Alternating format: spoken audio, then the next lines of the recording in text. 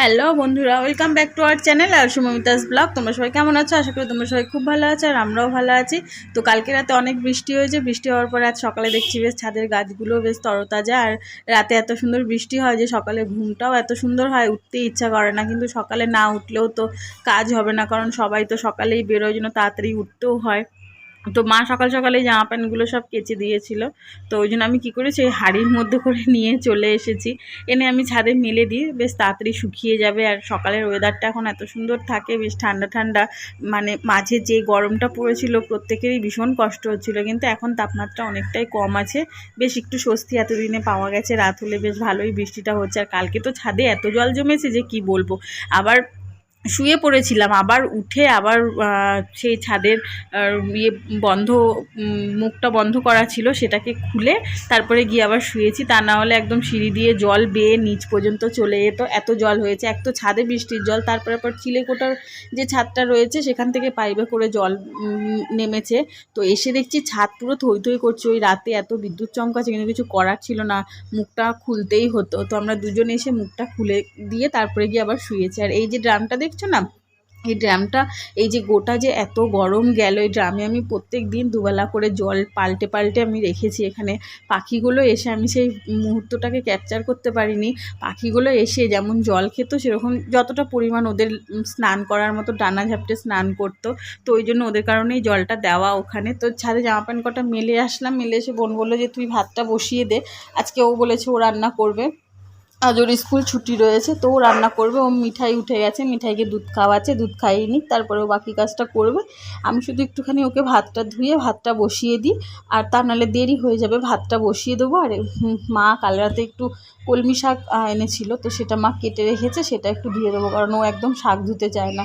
আর এই যে চাল ধোয়া জলটা, এটাকে না ফেলবো না, এটাকে গাছগুলোতে দিয়ে দেবো। গাছগুলোতে দিলে দেখি খুব সুন্দর হয় গাছগুলো। চাল ধোয়া জল, ভাতের মার, এগুলো আমি ফেলি না, এগুলো রেখে দিই, এগুলো গাছের গোড়াতে দিয়ে দিই। তো এই যে আমার ভাত বসানো হয়ে গেল, আর এই যে এখানে কলমি শাকটা রয়েছে, এটাকে দিয়ে দিই, ও ওর মতো করে রান্না করুক। আমি ওকে এই দিকটা একটু গুছিয়ে গাছিয়ে দিয়ে আমি নিচে যাবো। নিচটা পরিষ্কার রয়েছে, তাও ওই মেজে দেওয়া ওর মালগুলো গোটায়, তো ওর ব্যবসার জিনিসগুলো। তো তারপরে না ঘরটা ওই সিগারেটের প্যাকেট এটা সেটাতে ভরে থাকে, আর একটু বালি বালিও হয়ে থাকে, কারণ ও গাড়িটা অনেক পরে বার করে। আর তার আগে তো আমাদের ঘর দুয়ার সব পরিষ্কার মোছামুছি এগুলো হয়ে যায়। তো ওই জন্য আমি কী করি, ও মাল ঠাল নিয়ে যখন কাজে বেরিয়ে যায়, তারপরে আমি আরেকবার করে নিচটা একটু সুন্দর করে ঝাড় দিয়ে পরিষ্কার পরিচ্ছন্ন করে রাখি। তো এই যে মোটামুটি আমার শাকটাও ধোয়া হয়ে গেল, দুবার ধুলাম, খুব একটা বেশি বালি ছিল না। তো দেখলাম বালি নেই, তো ওই কারণে আমি ওই ধুয়ে রেখে দিলাম সুন্দর করে। আর এই দেখো মা কালকে মাছটাও নিয়ে রেখেছিল, মা ধুয়ে টুয়ে ফ্রিজে রেখেছিল। আজকে এই মাছটাই রান্না হবে, মাছের ঝোল হবে পটল আলু দিয়ে। আর আমি আর একটা খুব বুদ্ধিমানের কাজ করেছি, এর জন্য বোনের কাছে আমি অনেক বকাও খেয়েছি। বোন আজকে এত সুন্দর সুন্দর রান্নাগুলো করেছে, আমি ভিডিও করেছি কিন্তু ভিডিও আমি অন করিনি, সেই কারণে তোমাদের সাথে আর কী কী রান্না হয়েছে সেটা আমি আর শেয়ার করতে পারলাম না। মুখে বলে দিই, ভাত হয়েছিল, ডাল করিনি, ডালটা কালকের ডাল আমি গরম করে ফ্রিজে রেখে দিয়েছি, ওটাই আজকে চলবে। আর মাছটা করেছিলাম পটল আলু দিয়ে, আর কলমি শাকটা হয়েছিল, আর উচ্ছে আর কুমড়ো দিয়ে একটু ছেচকি মতো করা হয়েছিল। এই ছিল আজকে আমাদের দুপুরের মেনু। আমি তোমাদের সাথে এটা মুখেই শেয়ার করলাম।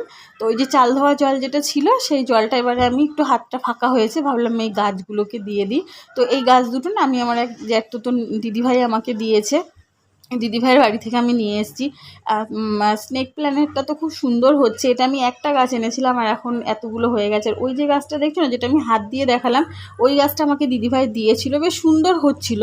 ওটার পাশ থেকে যেই গাছটা এখন বড় হয়েছে না, এই গাছটা হলো। তো এই গাছটা হওয়ার পরে দেখলাম ওই গাছটা না, সেই পাতাগুলো লালচে হয়ে মরে গেল। আবার এখন দেখছি এই গাছটারও দেখছি পাতাগুলো লালচে হয়ে যাচ্ছে। তো লালচে হয়ে গেছিলো দেখে আমি ওটা কাঁচি দিয়ে কেটে দিয়েছিলাম। তো এখন দেখছি আবার যেই গাছটা পাশ থেকে বেরিয়েছিল না, সেটার পাতাগুলো লালচে হয়ে যাচ্ছে। কী কারণে হচ্ছে, কেন হচ্ছে আমি জানি না, কিন্তু কেউ যদি জেনে থাকো তো আমাকে প্লিজ একটু জানিও কেন এরকম হচ্ছে। তো এই যে এখানে বোন মাছ ভাজা বসিয়ে দিয়েছে, মাছ ভাজছে ও, একটা একটা করে মাছগুলো একটু ভেজে নিক। তারপরে একটু ওই যে বললাম মাছের একটু ডিমও রয়েছে, ওই ডিমটা ভাজবে, ভেজে বেশ সুন্দর করে তরকারিটা করুক। আমি ততক্ষণে একটুখানি নিচে যাই, আমার গাছে জল দেওয়া, ছাদে জামা প্যান্ট মেলা, সব কিছুই মোটামুটি সমস্ত কাজই আমার হয়ে গেছে। ওই যে ওই ইন্ডাকশানে শাকও বসিয়ে দিয়েছে, ও বেশ দেখি খুব সুন্দর ইন্ডাকশানে রান্না করে, আর ভালোও করে, কিন্তু আমি পারি না ইন্ডাকশানে ভালো করে করতে, রান্না ওই টুকটাক চা করা, ম্যাগি করা, এসব সেদ্ধ এই সমস্ত ঠিক আছে, কিন্তু আমি রান্নাটা ঠিক করতে পারি না, কিন্তু ও দেখি খুব সুন্দর করে। তো এই যে বোনের রান্নাবান্না হয়ে গেছে, ও রান্নার জায়গাও পুরো পরিষ্কার হয়ে গেছে।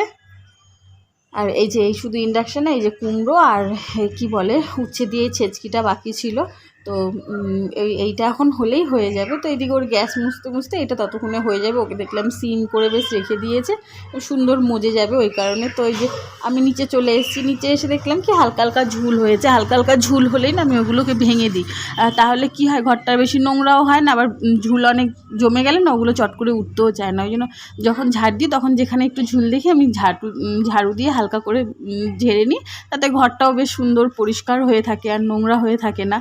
তো যতটা আমার হাত গেল ততটা আমি ঝেড়ে দেওয়ার চেষ্টা করলাম, বেশ সুন্দর করে ঝেড়ে দিয়েছি। খুব একটা ঝুল নেই, কারণ এরকমভাবে আমি মাঝে মধ্যে ঝাড়ু লাগাই, তো যে কারণে ঘরে খুব একটা ঝুল পড়ে না।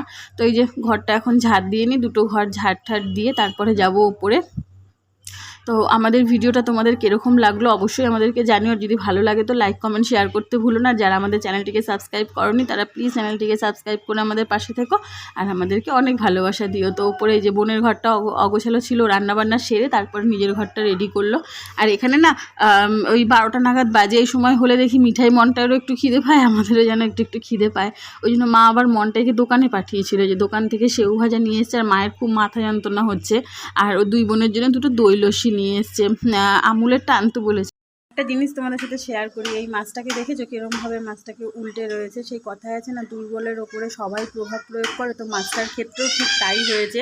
মাছটার হঠাৎ করে জানি না কি হলো, এরকম ঝিমিয়ে গেল কেন। তো এই মাছটাকে আর বাদবাকি মাছগুলো মিলে এত পরিমাণ ওকে বিরক্ত করছে, ওর লেজটাকে পুরো ক্ষতবিক্ষত করে দিয়েছে, লেজ ডানা পাখনা। তো আমি ভাবছি এখন কি করব মাছটাকে নিয়ে। তো বোন বললো কি তাহলে আলাদা জারে রাখ। তো আলাদা জারে রাখার পরে দেখলাম যে না, মোটামুটি মাছটার নড়াচড়া বেশ ঠিকই আছে, কিন্তু কিছুক্ষণ পরে মাছটাকে আর শেষ রক্ষা করতে পারলাম না, বাঁচাতে পারলাম না, মাছটা শেষমেশ মরেই গেল। আর অনেক পুরনো মাছ ছিল, আমার মনটা ভীষণ